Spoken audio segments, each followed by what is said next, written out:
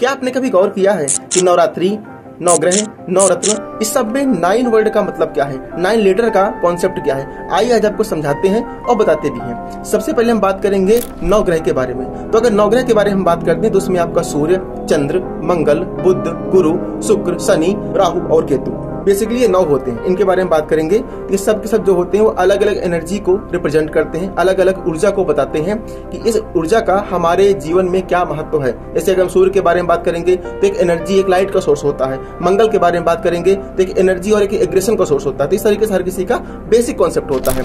अब आइए हम बात करेंगे नवरात्रि में जो 9 जो देवियां होती हैं उनका हमारी बॉडी से क्या कनेक्शन होता है ये समझाते हैं। बेसिकली होता क्या है कि लाइक शैलपुत्री की अगर हम बात करते हैं तो स्टेबिलिटी का प्रतीक होती हैं। जो ब्रह्मचारिणी के बारे में बात करेंगे वो आपकी तपस्या का प्रतीक होती हैं। इस तरीके से हमारे शरीर को स्टेबल बनाने के लिए, हमारे शरीर को ऊर्जावान बनाने के लिए कैसे कैसे हम चीजों को मैनेज कर सकते हैं उसके बारे में बात हो। अब आइए हम बात करेंगे नवरत्न के बारे में। नवरत्न में बेसिकली जो अलग अलग रत्न होते हैं, जो अलग अलग आप हाथ में अंगूठी के फॉर्म में पहनते हैं, बेसिकली उसका बेसिक कॉन्सेप्ट ये होता है कि जो आपका यूनिवर्स है, जो आपका पूरा ब्रह्मांड है और जो हमारी बॉडी है, उसको कनेक्शन करने के लिए, उसे कनेक्ट करने के लिए, बैलेंस करने के लिए एक बीच में कुछ मीडियम होना चाहिए और इसका काम नवरत्न पूरा करता है। तो इस तरीके से बात यहाँ पे ये होती है कि अगर हम बात करेंगे इस 9 वर्ड का मतलब होता है होलनेस, यानी कि अगर आप 1 से लेकर 9 तक काउंट करेंगे तो 9 के बाद वो साइकिल कंप्लीट हो जाएगी, पूरा एक सर्किल जो है कंप्लीट हो जाएगा और फिर से 1 से स्टार्ट हो जाएगा। या अगर बात करें जो डबल डिजिट हो जाएगा वो स्टार्ट हो जाएगा। तो इस तरीके से बेसिकली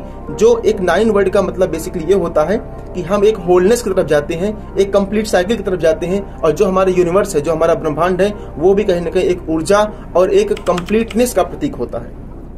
इन्फॉर्मेशन कैसी लगी कमेंट करिए।